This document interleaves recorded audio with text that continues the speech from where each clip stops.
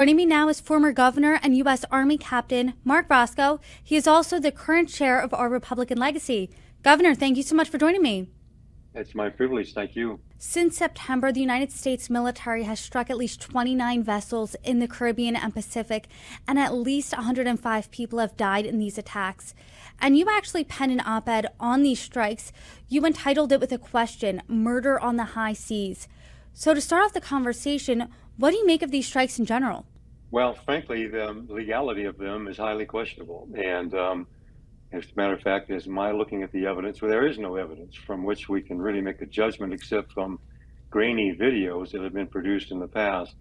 But these are extremely grave circumstances and very serious potentialities for armed forces members in the chain of command, from those who load the munitions to those that drop them.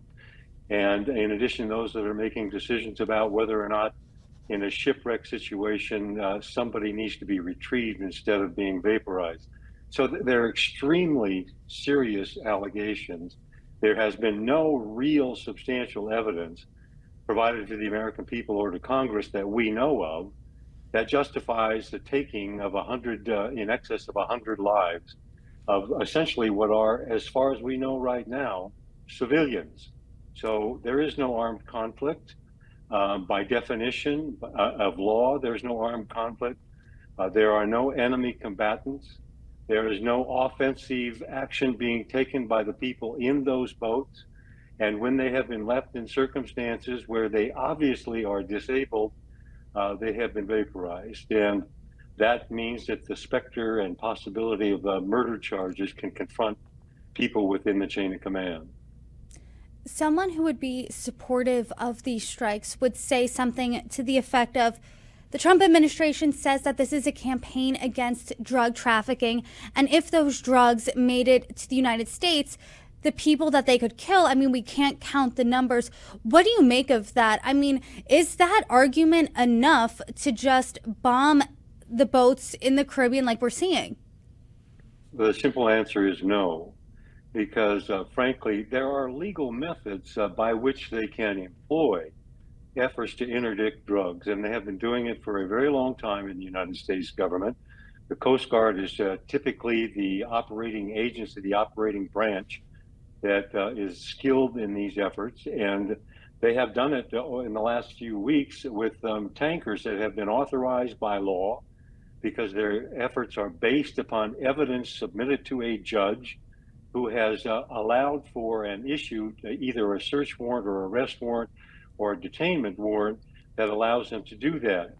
The flip side is that there's virtually no due process that's going on with these vessels, with these boats, with people on them. To that point, I had a few conversations with Senator Mark Warner. He is the top Democrat on the Senate Intelligence Committee, and he told me he didn't have the evidence to say that all of those people on those boats were narco-terrorists or that every one of those vessels had drugs on them. What do you make of that? Well, what I make of that is the burden of proof here is not upon Senator Warner. The burden of proof here is upon those who are proposing lethal actions and lethal force in these situations. We have no idea if these are civilians, but we see no evidence of weapons on those boats, even though grainy though they are. We see no drugs that we know for certain are in fact drugs. We know that these people are citizens because they're not agents of another state, another country.